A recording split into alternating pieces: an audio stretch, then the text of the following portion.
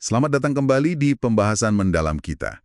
Kali ini, kita akan mengupas sesuatu yang sangat mempengaruhi kita semua ya, ekspektasi. Iya. Sesuatu yang ada di mana-mana sebetulnya. Betul.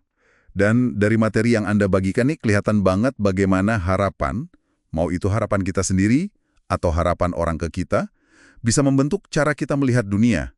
Bahkan, bisa mengubah kenyataan itu sendiri ya. Rasanya ini sesuai judulnya, perlu handle with care ya, ditangani dengan hati-hati.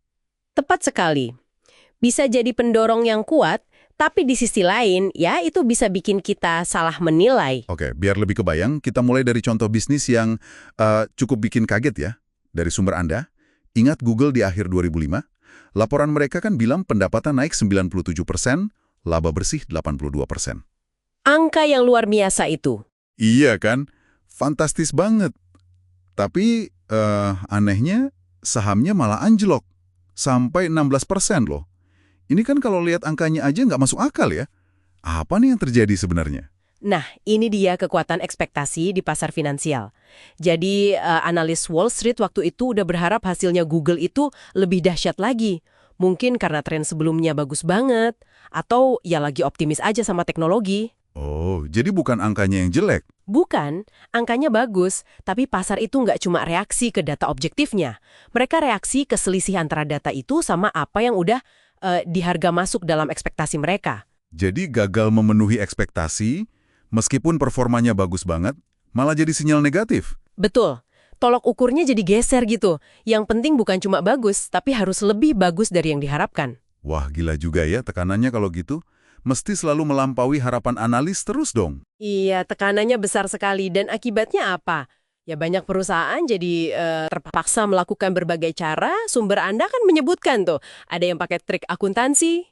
Ah ya, biar laporannya kelihatan lebih kinclong gitu ya. Kurang lebih. Atau mereka keluarin panduan pendapatan sendiri, semacam prediksi internal tapi sengaja dibuat agak rendah. Oh, biar gampang dilampaui nanti pas rilis laporan resmi. Nah, itu dia. Jadi fokusnya bisa geser, bukan lagi bangun bisnis jangka panjang yang sehat, tapi lebih ke gimana caranya menyenangkan pasar dalam jangka pendek. Manajemen persepsi jadinya.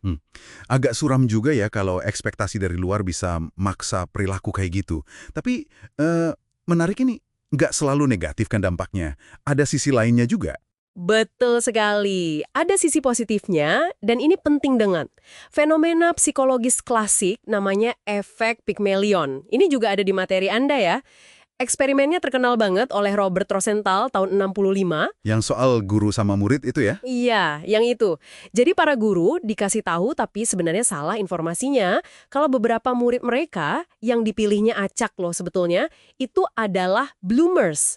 Anak-anak yang dites, tesnya palsu sih, dan diprediksi bakal melonjak kemampuan intelektualnya. Terus gimana hasilnya? Beneran kejadian? Hasilnya itu cukup mencengangkan. Di akhir tahun ajaran, murid-murid yang dilabeli bloomer ini beneran nunjukin peningkatan skor IQ yang signifikan dibanding teman-temannya. Wow, kok bisa? Padahal dipilih acak kan? Itu dia kekuatannya. Ekspektasi positif dari guru itu entah gimana ya, mungkin bikin guru ngasih perhatian lebih, atau umpan balik yang lebih bagus, atau tantangan lebih tinggi. Dan perlakuan beda itu yang akhirnya benar-benar ngangkat kinerja si murid. Jadi kayak sugesti yang jadi kenyataan gitu. Oke.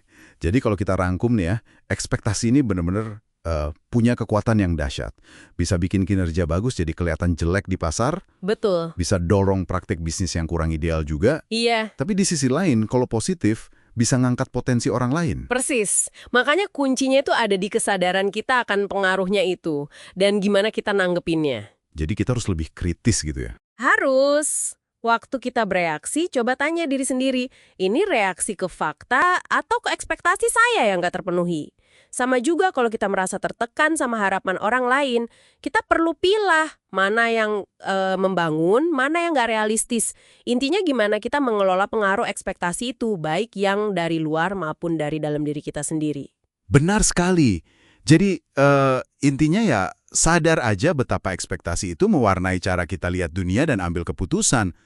Mungkin tantangannya buat kita semua ya, mencoba melihat melampaui harapan itu dan fokus ke kenyataan di baliknya. Nah, sebagai penutup, mungkin ini bisa jadi bahan renungan buat Anda yang menyimak. Mengingat betapa kuatnya ekspektasi bisa membentuk hasil, gimana caranya Anda bisa secara sadar menangani dengan hati-hati ekspektasi dalam hidup Anda. Baik itu ekspektasi Anda ke orang lain, maupun ekspektasi orang lain ke Anda.